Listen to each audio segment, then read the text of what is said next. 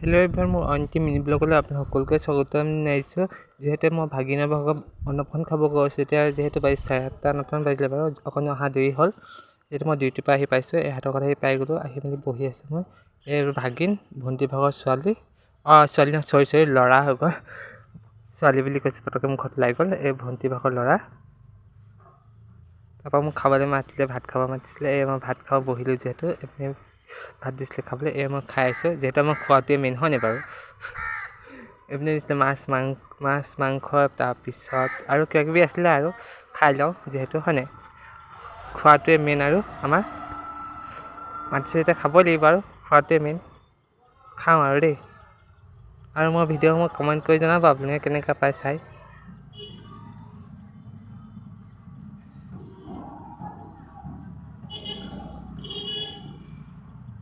আচলতে মই খাই বেছি ভাল পাওঁ, হয়নে বাৰু? দেখি থাকে মোৰ ভিডিঅ'সমূহত আপোনালোকে।